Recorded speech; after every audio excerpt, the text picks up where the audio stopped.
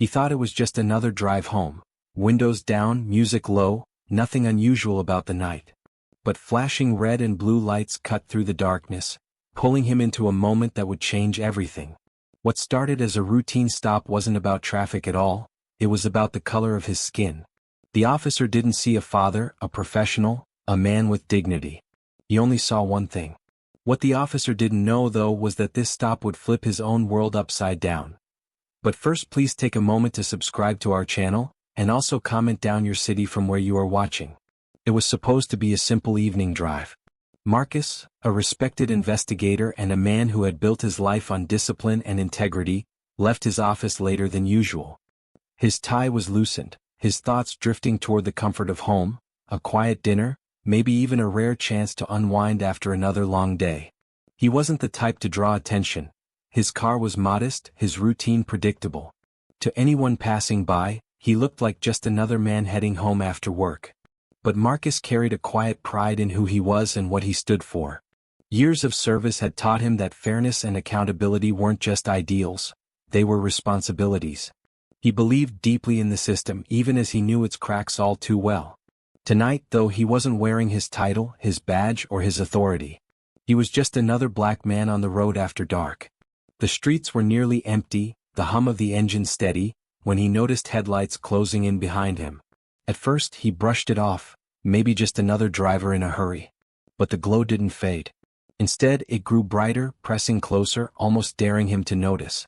Then came the flash of red and blue in his rearview mirror. For a moment, Marcus's chest tightened. He had nothing to hide, nothing to fear, or at least that's what he told himself. Yet experience whispered otherwise. Something about this stop felt different. Something told him this night wouldn't end the way he expected. The moment Marcus pulled his car to the side of the road, the silence inside felt suffocating.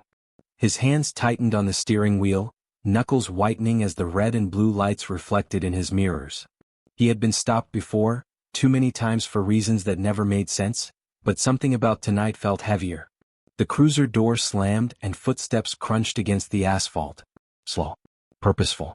The kind of approach that wasn't about safety but about power. Marcus took a steady breath. He reminded himself of who he was, what he had achieved. He wasn't just another driver pulled over at random. But that didn't matter here. Not now. Out on the dark stretch of road, he wasn't the investigator known for exposing corruption or the man who carried authority inside police headquarters. To the officer walking up behind him, he was just a black man who needed to be reminded of his place. The flashlight beam cut across his rear window, then into the cabin, blinding him for a second. The officer's voice barked commands, short, sharp, demanding. License. Registration. Questions asked not with curiosity but accusation. Every word dripped with suspicion, as if guilt was assumed before Marcus even spoke. He answered calmly, carefully, each syllable measured. His heart pounded, but his voice remained steady. Still, it wasn't enough. The officer circled the car like a predator, shining the light over every inch, searching for a reason to escalate. When nothing obvious appeared, he pushed further, asking Marcus to step out. The request wasn't a suggestion, it was a demand.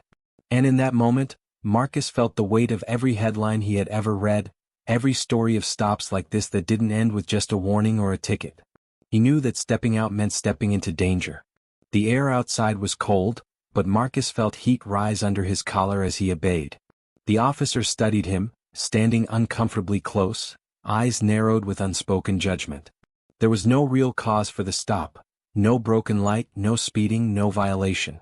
Just an excuse born out of bias. Marcus could feel it in the officer's posture, in the way his hand hovered near his holster, in the smirk that almost dared Marcus to react.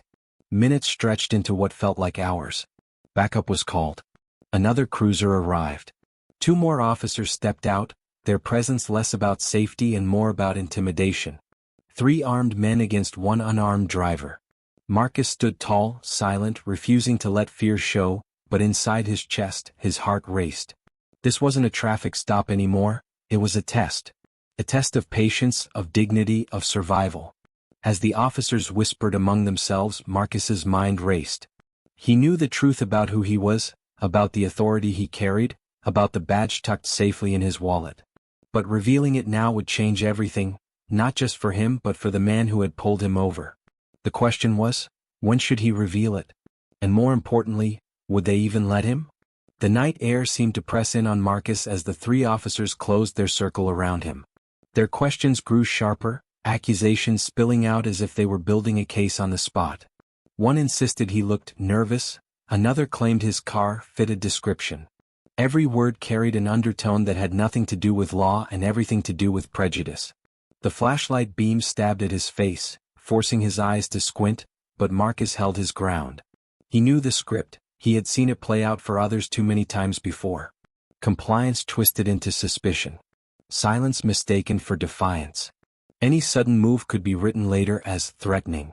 And the way one officer's hand lingered near his weapon told Marcus just how thin that line was. His pulse thundered in his ears. He thought about his family waiting at home, unaware of how close he was to becoming another name whispered in fear, another story mourned too late. He thought about the irony, how his life's work had been about holding officers accountable, ensuring justice was more than just a word.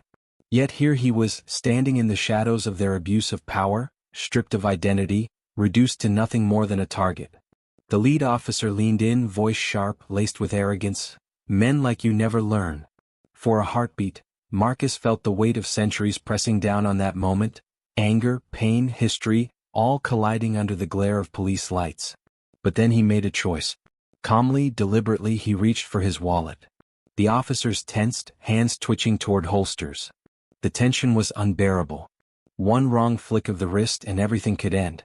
Marcus's voice broke the silence, steady but edged with fire. "Do you even know who you're stopping?" The silence after Marcus revealed his badge was deafening. The officers froze, their arrogance collapsing into disbelief. The same man they had profiled, harassed, and humiliated was not just another driver. They had stopped the head of internal affairs. The very person responsible for investigating misconduct like theirs. For a moment, the power dynamic flipped entirely.